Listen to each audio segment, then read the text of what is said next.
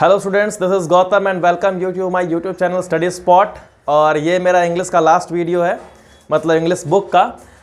Poetry खत्म हो चुका है बच्चों। अब चैप्टर 10 में हम लोग पहुंच चुके हैं। लास्ट में माय ग्रैंड मदर्स हाउस में हम लोग पहुंच चुके हैं, जो कमला दास के द्वारा लिखा गया है। इनका जन्म 1934 में और डेथ 2009 में हो जाती है। आप लोग बुक निकाल लीजिए। हाँ, इसी चैप्टर के लिए मैं सिर्फ बोलूँगा, आगे से फिर बोलने वाला कौन रहेगा आप, और आप मेरी थोड़ी सुनेंगे। अब आइए देखते हैं।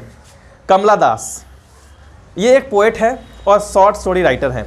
इन्होंने काफ़ी रिस्पेक्टेबल प्लेस प्राप्त किया है इंग्लिश में और मलयालम लिटरेचर में। याद रखिएगा, इंग्लिश एंड मलयालम लिटरेचर में। इनका ऑटोबायोग्राफी पब्लिश होता है 1976 में। 1984 में इनको नोबेल प्राइज़ मिलता है इनके लिटरेचर के लिए। इनके कुछ इंपॉर्टेंट वॉल्यूम्स हैं: summer in Kolkata, sirens, the descendants, the old playhouse, the other poems, the Anamalai poems, only saint knows how to sing, yes Allah. ये कुछ इंपॉर्टेंट इनके वॉल्यूम हैं, इनके कुछ वर्क्स हैं। आइए अब शुरू करते हैं चैप्टर। ठीक है, ये बहुत ही इंपॉर्टेंट पोएम होने वाला है और बहुत ही अच्छा होने वाला है। हाँ, देखते हैं। There is a house now far away where once I received love, that woman died. हाँ, कह रहा है क्या, सुनिएगा ध्यान से। The house withdrew into silence, snakes moved.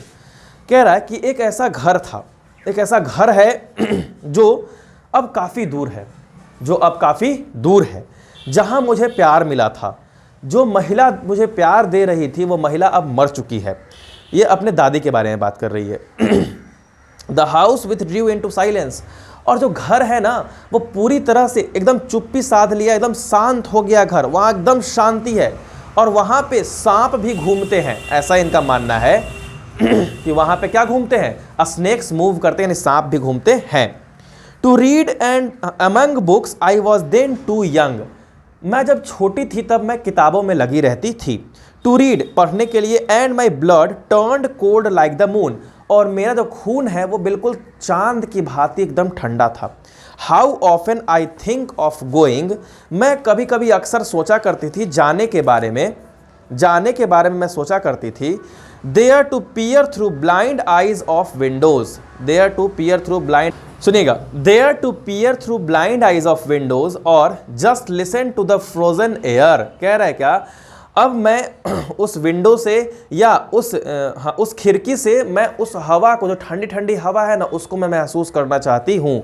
और in a wild despair pick an armful of darkness to bring it here to lie behind my bedroom's door like a brooding dog you can't believe darling. कह रहा है क्या, और मैं वहाँ के अंधेरेपन को मैं अपने साथ यहाँ लाना चाहती हूँ, और मैं उसे अपने घर के बाहर इस प्रकार रखना चाहती हूँ कि वो अंधेरापन, वो वहाँ की हवाओं में जो खुशबू थी, वो मुझे महसूस हो सके। और बिल्कुल एक कुत्ते की भांति, जिस प्रकार से एक कुत्ता बहुत ही वफादार होता है और वो मालिक के घर की रक्षा करता है, उसी प्रकार ये हवाएं और ये अंधेरापन हमेशा यहाँ पे रहे, ताकि मैं अपने दादी घर की यादों को महसूस कर सकूं।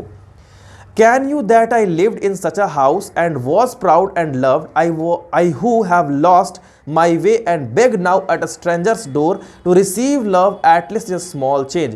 क्या आप ऐसा सोच सकते हैं कि मैं एक ऐसे घर में रहा करती थी जहां मुझे बहुत प्यार मिला करता था, और आज ऐसा हो गया है कि मुझे प्यार की भीख मांगनी पड़ रही है एक अनजाने द्वार पर जाकर के। मतलब मैं लोगों से प्रेम करने के लिए भीख मांग रही हूं कि आप सभी लोग मुझसे प्रेम करें, इस समाज से प्रेम करें, इस समाज को और आगे बढ़ाया जाए। और मैं इस पर विश्वास कर सकते हो कि मुझे ऐसा होगा और सब लोग मुझे प्यार करेंगे।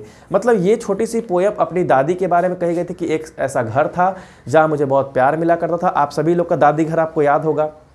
जो लोग अभी दादी घर रहते हैं वो तो बहुत लकी हैं।